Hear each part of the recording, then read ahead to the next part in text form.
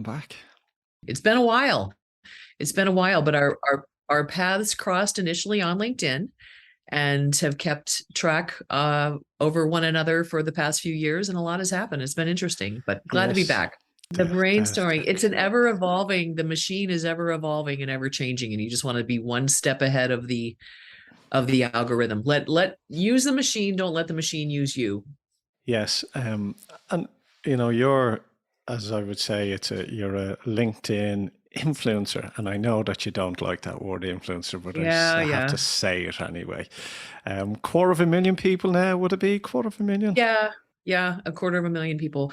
And honestly, it is not because of my brilliant prose or anything of that nature. It is because of timing and consistency.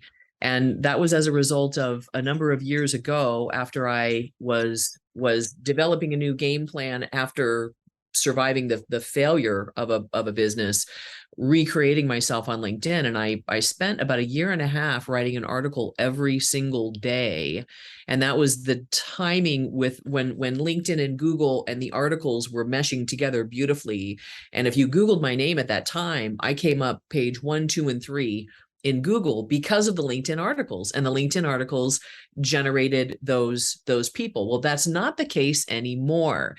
The focus of LinkedIn has shifted and changed, and we could talk about some of those things, but my point here is it's a matter of picking a lane and going, and then being ever mindful of where those opportunities are within the platform, because they're always wanting to get more people there and get more eyeballs there and keep people there. So if you're doing something to initiate that, then LinkedIn will give you viewership. Over the last 2 years, when everyone was locked down, it was the only shop really in town to trade. So everybody was jumping on LinkedIn and everybody was trying to get their message out there. And, Microsoft have purchased LinkedIn as well, which are trying to turn it more into a social platform than a business platform. And there is a divide going on with people on that subject.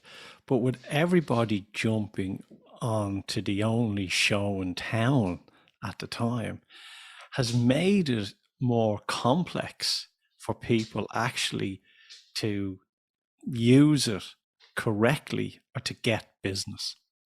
Yeah, and I something that is foundational that a lot of people miss, and that has changed dramatically just over the past 6 months, is their profile. So now there's a creator mode, for example, where you can have a live URL directly from your profile. You can be known for certain hashtags.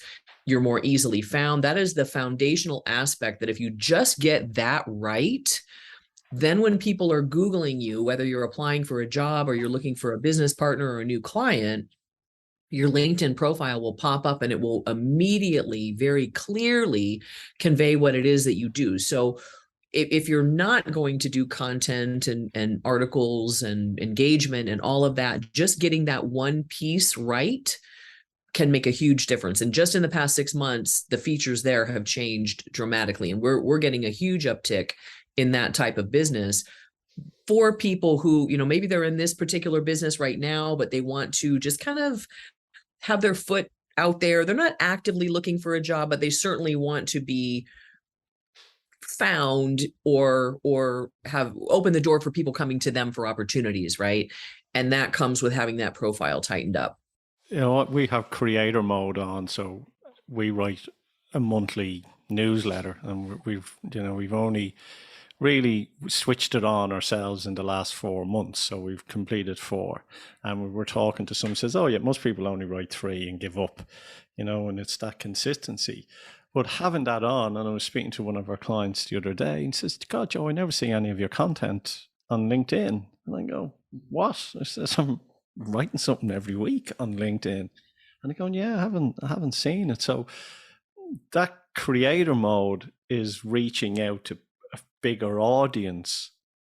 So, and one of the things that I talk about when I'm with my clients is saying it's not about having hundreds and thousands of connections. It's having a small amount of connections that means something. So stop connecting with your competitor. Connect with only the people that you want to do business with.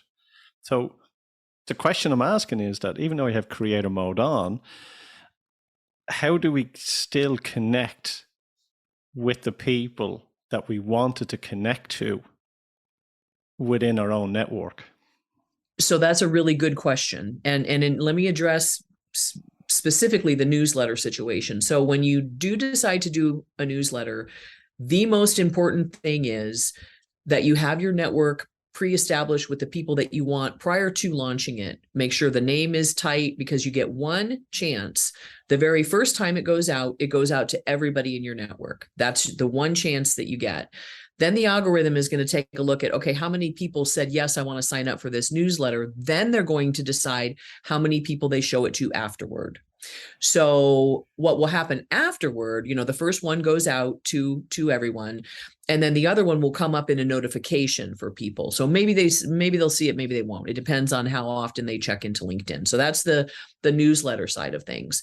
But in terms of getting in front of the people that you want to get in front of, I am a firm believer in multi-purposing things, and also not putting all your eggs in one basket in terms of deliverability. So LinkedIn can change the rules anytime in any different capacity. And we do everything from profile upgrades all the way up to paid ads, where people are throwing, $10, $20, $30, $50,000 a month at ad campaigns, and everything in between, events and all that stuff. So there are many different aspects of LinkedIn, but I know that at any given time, they can flip a switch and one is on and one is off, right? So if you've taken the time to create this content and deliver value in an article, you need to be doing other things with that. So, and we talked a little bit about this before we hopped on, taking that article and sending it out to your newsletter list, sending it out via email, putting it out on Twitter, putting pieces of it out on Facebook,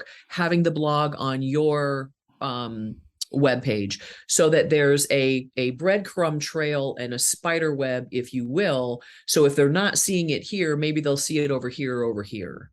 So it kind of, and because that leverages your effort, and it also puts more control in your hands rather than relying solely on one way to get in front of those people. Yeah, it's repurposing that content. And I do agree, like we get, something out on LinkedIn, but then it's about emailing people as well, just to let them know, because even though we message people on LinkedIn, they could be getting 50 million messages a day and you get lost in the message. So it's about emailing them. And even we go to the third level, which is on some cases, if we're really sort of looking at a client, is actually posting something out to them as well. So we will believe that it's having 3 pillars going directly out. No matter what, like you might have 3 pillars in one end, or switch 1 or 2 of them, but it's having 3, because we've noticed that if you have 3, the person is coming more aware. And also, most people give up after 3 attempts. So they'll check with someone, hello, whatever it may be. Everyone connects with everybody, but then when they do a second message or a third, it falls off the wagon. I'm going to share something with you. We were talking before about just kind of shifts in business. I'm going to share something with you that I've noticed this year, and we have been terrible at. So we have a bunch of prior clients. Did we have a program to reach out to them and just connect and say hi? The answer to that is no, we didn't.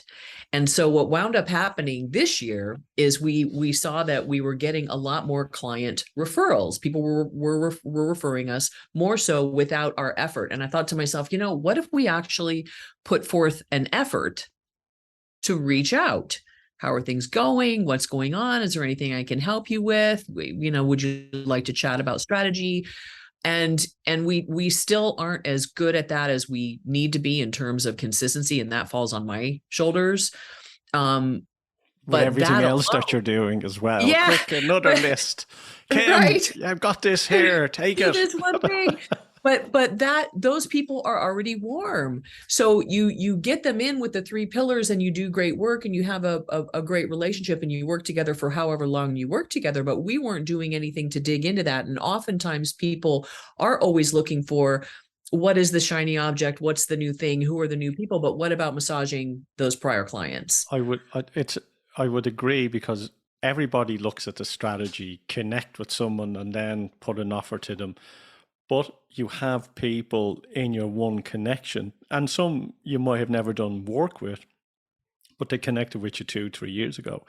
And it's about just reaching out to them and going, "Hi, we've been connected for a long time. I know, is there anything I can help you with?" And that's one effort to make it. Because I think at the moment, the way the world is developing with all the garbage that's going on, I think people are becoming more savvy. People's time is being exhausted. And we mentioned this before about offering real value. And you said to me, says, real value, is that a word that's been... What is that to you? What does that mean? Because it I don't know about you, but I get hit often with messages on email. Someone found me through LinkedIn and they're acting like we're chummy, and when they use words like value, to me, clearly they haven't really done a whole lot of research as to what it is that I would perceive to be valuable. What is real value, Dan? When you think of real value, what do you think of? Well, I would like that the person on the other end has done at least a little bit of research as to what it is that I do, right? So if I hear something like, we're going to, increase your leads by 50%, or we're, it's like, oh, okay, well, you don't understand what we do. You're selling a templatized commodity that isn't really something that's of interest to me. Now, if someone hits me and says, I see that you're managing a team. You do a lot of this remotely. Maybe, do you need help with, I don't even know, payroll or whatever. If they've actually put forth a bit of an effort to understand what it is that we do, then that's great. But everybody wants to scale.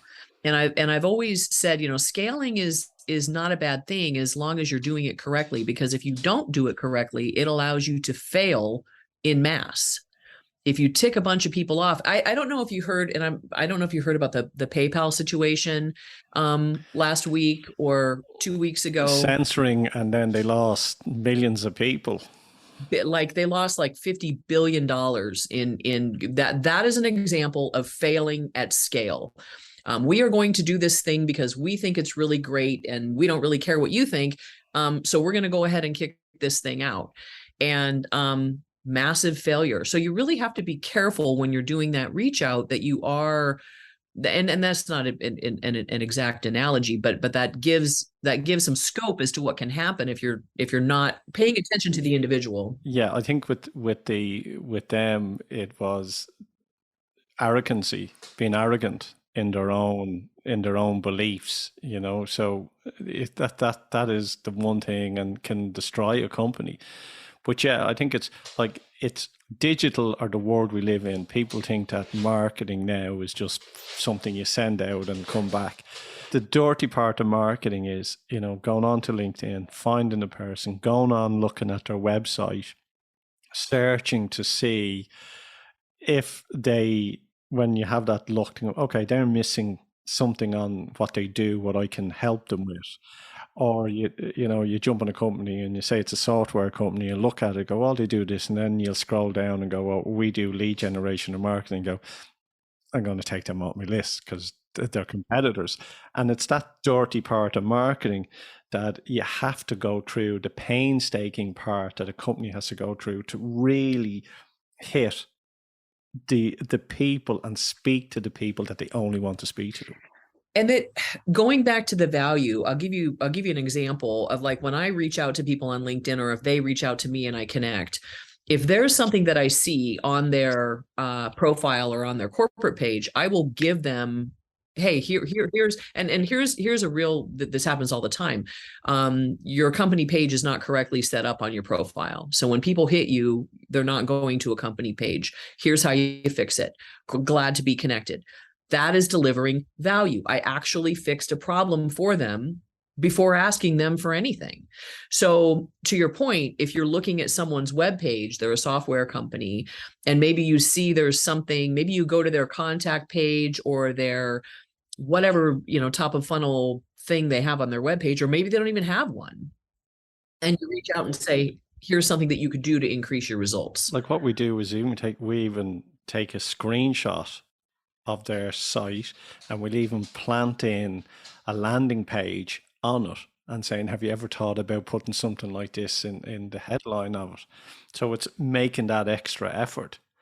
But what the question then is, when you hear about real value, and I'm reading a great book at the moment, and I'm in great friends with the author as well, and we talk about real value and success. So success is me, myself, and my ego for how I want to be successful. That he says that if you replace success with value, of what value you can bring to the table to change your customer's life, then your mindset is focused on the deliverable instead of the ego. Oh yeah, and that's the basis. I mean, when you do a strategy for marketing, that is where you start. If you start with success, you're never going to have a successful campaign, or you're never going to deliver results for your client. So it always starts with that, because at that point, then you take sales off the table. Then you're not selling. And that's the part of LinkedIn that's so great. You don't have to sell. You just have to solve problems. So if you have this problem, I solved that problem. And if you'd like to discuss how I can help you, let's chat. So if your intention is starting there, and then you scale up from there in your messaging and your content and your outreach, then you're much more likely to attract to you those people of a similar mindset, and you're avoiding the possibility of failing at scale when you're just going for the dollars. Knowing what you know now, would you have done things differently at the very beginning when you decided on this path of LinkedIn? You came from a company that failed. We all have had companies that have failed, and we've learned probably more from them than anything else. Looking back, would you go, I wouldn't have wrote a blog every day, or I wouldn't have, killed myself for working 18 hours to get to where I am? I don't think that I would, because I tend to be the type of person that likes to figure things out. I need to know answers, and I research things ridiculously. And for whatever reason, the platform, because I got active on LinkedIn prior to the Microsoft purchase, and LinkedIn actually reached out to me, encouraging me to, this is before LinkedIn even had an app, encouraging me and a bunch of other people, not just me, to continue to create content. So in the stumbling and bumbling and work and all of that, I found my way here, which is a business that is designed to deliver extreme value and support to people who really need it, because we're really, really good at what we do. But more importantly, it's a solid business that provides financial security for the people on the team, and they also can work around it. We have single moms that work for us. We have caregivers that work for us. We have people that do their work in the hours that work for them, because that works, and that works for us because we work with people all over the world. We can be working 24/7, really. If we're working on a project that's in the middle of the night with somebody else, that's totally fine. So all of that stumbling and bumbling and all of that hard work led here, and I never could have created that direct path had I not done the stumbling and bumbling and working and bumping into things. And it continues to this day because Stumbling and bumbling. I'm still stumbling and bumbling. We've called it the title of the show. Stumbling and bumbling on LinkedIn. Stumbling and bumbling your way to success and value. There you go. Real That's a good value, one. yes. Yeah. So Yeah. organic, I think LinkedIn offers a better opportunity. It's extra work reaching out to people organically than any other platform as well. Would you agree or disagree with me on that? I absolutely agree with that. And there have been many that have tried to knock them off, but they were there first. They did it first. They've had products that they've tried to offer for sale that really didn't have the value add that they thought that they did. But what they do have is all of the business professionals all over the globe. That is unbelievably powerful because you can open a door to people that you never would have been able to open a door before LinkedIn. Two of the things, one, I say it's like a Rolodex. So treat it as a Rolodex. The second one is when you're reaching out to people, visualize yourself walking into a hotel networking meeting and you're sort of talking to the person, but they're not answering because they're, and sort of have that approach. But what really amazes me about LinkedIn, depending on the trends, they can actually see or forecast what the business trends are around the world. So they'll be able to know if there's a recession coming or a country is booming or slowing down by what's going on their platform. And that's what I Right. think amazes me with the information that they Yes. have. Yes. Facebook are probably very envied because if Facebook was to get $75 or $150, I don't know what it is, depending if you're legacy or sign up new, it's client paying that amount. So there's probably maybe about 40% of the whole regime is paying X amount for Navigator. Yeah. Facebook would have loved to do that. Oh yeah. You Yeah. know, Plus, they're going after dollars. They're going after fortune dollars. So if you have, Johnson and Johnson or whomever who throws, $50,000 at paid ads a quarter, and then you also have your sales team of 5,000 people, each of whom have Sales Navigator. Then you have your recruiting team that all have Recruiter or Recruiter Lite. then your training programs as well, your courses. You're talking serious money at that point. And then they've also scooped up the little guys too. So it was really Like smart. lynda.com and stuff as well. So, and that's where it is that I think I think they have to have it because their people are paying monthly. I think they have to allow people to reach out organically because now, like LinkedIn, now you write something on LinkedIn, it doesn't go anywhere. Or not LinkedIn, Facebook. It you write something and it goes out to 6 people. And you have to pay to get it out to everyone. I think LinkedIn are kind of going, we can't really do that if someone is paying us 75 or 125, whatever it may be, is paying us a cost a month. And I think that's the advantage. And I've also noticed that if you are on Navigator, your reach, the algorithm favors you with your reach of your post than if you're just on normal LinkedIn. And LinkedIn is always trying to stay one step ahead of the bots. So it is a dance between, we want to encourage people to be on LinkedIn as long as possible. We want those eyeballs there as long as possible, but we want to discourage any third-party software activity. And so many people have done that, the whatever it is, $50 a month, and they hook up a machine to your, well, and LinkedIn will shut you down. And no discussion or anything, you're just gone.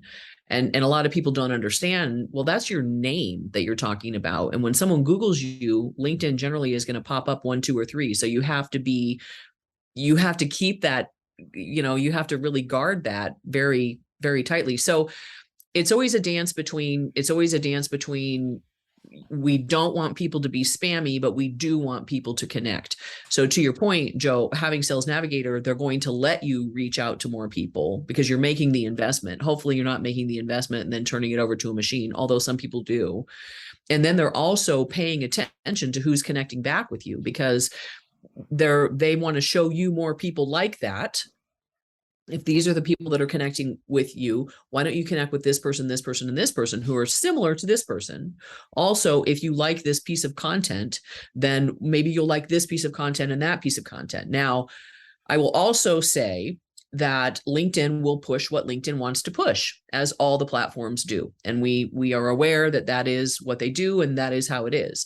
So you have to play the game and say, if you see something in your feed, for example, hey, guess what? I don't want to see this. I am not interested in this at all. I'm here to do business, and that's what I want to see. Thank you very much. So you can teach the algorithm to show you the things like what I said when we first started out. Use the machine, don't let the machine use you. So if you see a post on cats, you can actually click on LinkedIn and go, Yeah. I don't want to see posts on cats.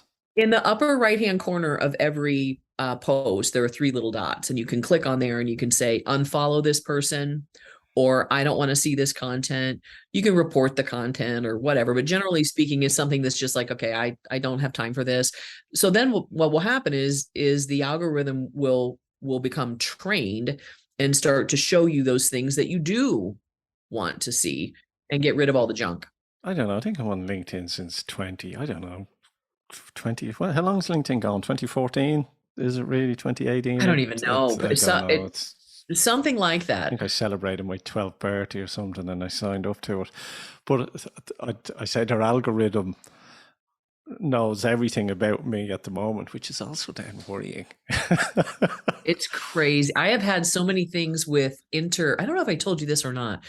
I had a thing where I had a couple of team members working in G Suites. We have our emails are on G Suite. So I had them in my account, 2 people sending out emails. And one person was able to get in, the other person was not able to get in. And she confirmed, she said, is this your password? Yeah, that's my password. I haven't changed it. So she tries to do it 3 times and she gets a message that says, Kim, sign into YouTube and then give us the code on YouTube. And this was because Google owns YouTube. So even though it was my correct password, it was saying, no, stop, you've got to now go over here and give us this code that we're giving you over here in order to unlock that. You will see more and more and more and more of that, the interconnectivity of these various tech companies. And being aware of how all of that works is very important to protect the information that is private to you, and to also use these platforms in ways that are good rather than not so good. I think it's really a case of they use it security, but they don't want anyone else using your account in your company. They want it to be authentic, which is understandable, but there's just some underlying, this is connected to that you may not necessarily think, but it really is.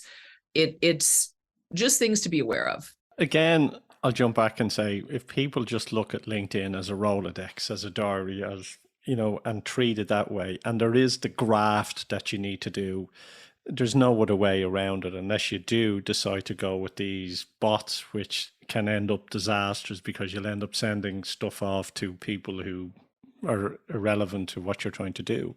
You know what, though, that particular project, what that was is there was somebody who was keeping track of all of the layoffs. Lots of layoffs. They will continue. They will expand, and that will be happening for a while. So we created a product and a discount for people who had just been laid off. And so we had their email address, and the email was, hey, if you are looking to get some help on LinkedIn, here is some help. Here is we gave them like a ton of how to, just free, just here you go, here it all is.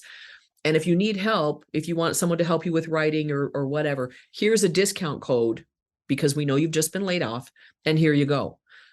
That is what we did. So that was absolutely directly to some person that we were seeing as potentially needing our help.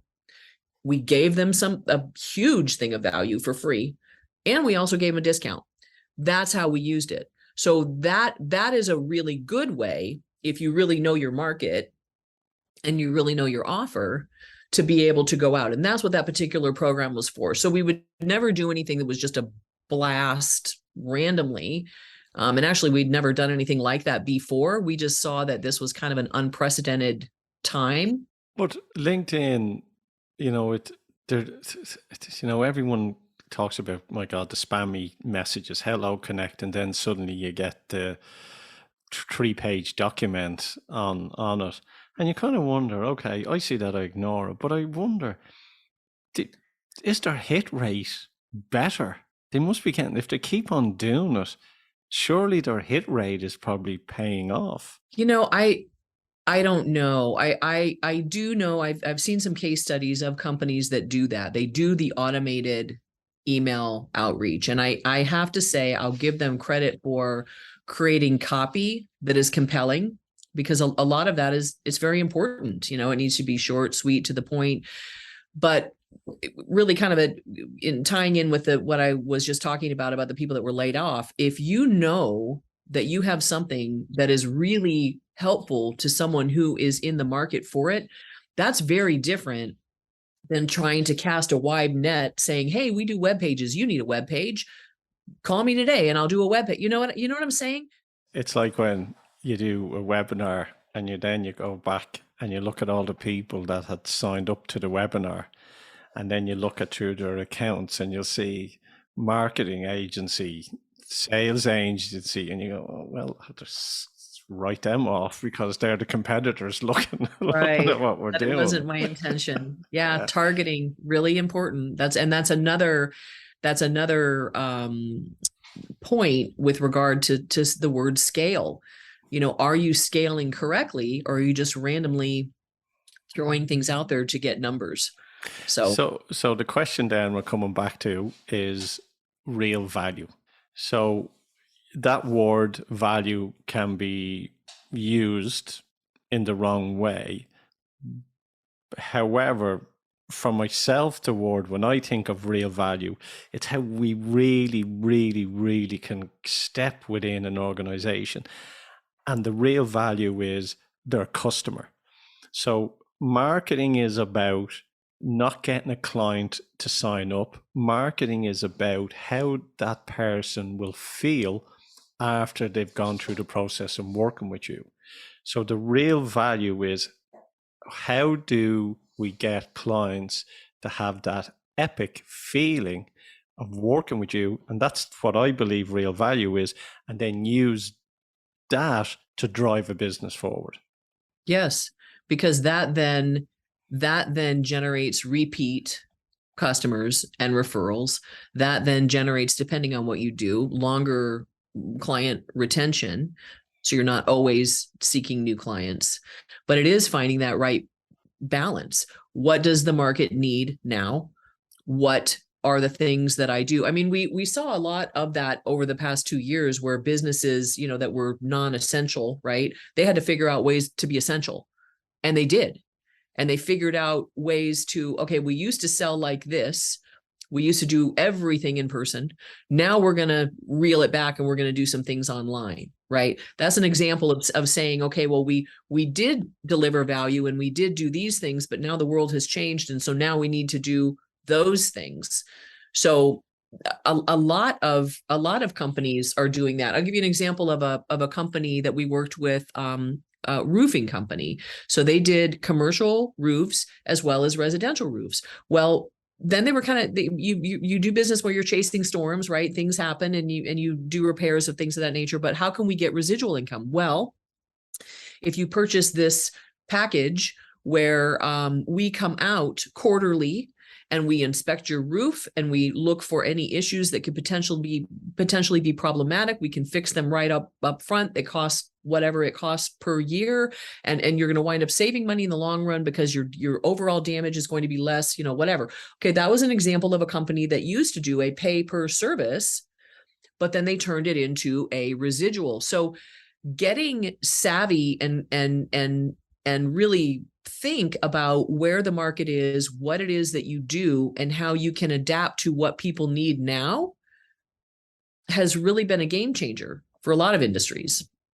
When you talk about roofing companies and it's B2C, a lot of people will think that's Facebook, but No, it was B2B, commercial, big, as well as residential, but mostly commercial. but it's when you think of roofing, they'll think Yeah. Facebook.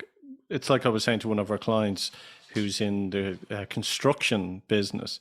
I said, look, you're a painter and decorator. Most of your clients will probably be on LinkedIn, and they may need painting for their own house. So don't, come up with a strategy that can actually connect with those people who are in work, knowing that they need painting. And if you can do something on LinkedIn and you're in their area because you've done proper targeting through Navigator, I said, you might get a couple of clients out of it. And people they think, oh, it's all business to business, but I need logs, or I need a painter, or, we need, and that's a part of it that I don't think that's been utilized either, is actually that secondary subconscious mind of that person that goes, we need something, we need a holiday. We need a holiday. So when using that or a vacation home or jewelry or, Tiffany, Chanel, they're all over LinkedIn. So you can definitely cross the B2C, B2B line. And then it also gives your brand just more visibility across platforms, and that's harder to really track ROI. Where did they see us? Maybe they saw us on Twitter and on LinkedIn. And I still get a ton of views from a speech I did back in 2019 that's on YouTube. And how strange, we don't really do anything to promote that, but we still get a lot of people that come in. So the more placeholders you have in different areas, the more likely you are to pick up clients as a result. Okay. So my last question, what in your research now, because we know that, you're great at researching, and I have to say that when I ask you something, normally you go, I says, oh my God, where did you find that out? What are you noticing now within the marketplace, and what do people need? Now, before you answer that, the research that we've done within, say, tech companies, that they need help with their client acquisition. So that is basically being able to bring that value and get people to come in. Okay, that's what we're finding. What are you finding yourself? So I agree wholeheartedly. Two sides are what I'm seeing. Okay, so one side is the companies who have deep pockets. They have a lot of cash. They haven't had time to do branding, web page upgrades, outreach, networking. And now that they can take a breath because things are slowing down, they're going to throw some cash at that. The bigger companies with bigger projects, we're seeing that. We're also seeing on the other side, whatever it is that people do, it has to be attached to generating income. So that's to your point of creating that consistent sales funnel, because there are companies that have been in existence at a time where cash was flowing, things were great, everything's fine. And all they have to do is hold out their hand and business comes flying in. And that is not the world that we live in now. So if you do not have a solid funnel structure, game plan that you're using to get leads in the door, you are in a very serious situation. I've got a call later today with a buddy of mine who's been in real estate for over 20 years, and we've done a number of transactions together. And he knows the gig, and he works for a very large real estate organization. And he said, Kim, according to the president of our company, 91% of all agents that are in the market today have never worked with an interest rate over 4% or for houses being on the market over 45 days. 91%. What are those guys going to do? They don't know how to do the work necessary to be able to get over a hump, right? And that's the case, to your point about, the tech companies, so various software companies, they don't have the tools. They need the tools. Exactly. Exactly. So we're seeing the same thing. I was speaking to someone and they said to me, what we learned in the 80s and 90s that helped us through business was forgotten about over the last, 10 years or so, or 20 years. It's been like 40 years, 50 years of just cash and more cash and easy cash and low interest rates and boom, boom, boom. Everything's just going, it's easy, easy, easy, easy. And now we're getting into, you're going to need to be savvy. You're going to need to be scrappy. You're going to need to look at things differently. It's a bit of hustle. Exactly. Exactly. Kim, if people want to reach out to your fine self and connect with you on I'm not going to say LinkedIn. You probably have everyone on LinkedIn that listens to this anyway. No, there's always room for more. Yeah, on LinkedIn, it's Kim Peterson Stone. Our webpage is linkability.us, and people can get, we have hundreds and hundreds of how-to blogs and insights. And if people want to get their hands dirty and dig in and learn, there's a ton of resources there. But if you have questions for me directly, just reach out to me on LinkedIn. Kim, thanks for coming on to Dublin South FM. What if you could have a sustainable business without the liquidity concerns and make your company more profitable? Curious? Check out our tried and tested proven client acquisition formula. Go to www.joedalton.ie and book your free consultation now.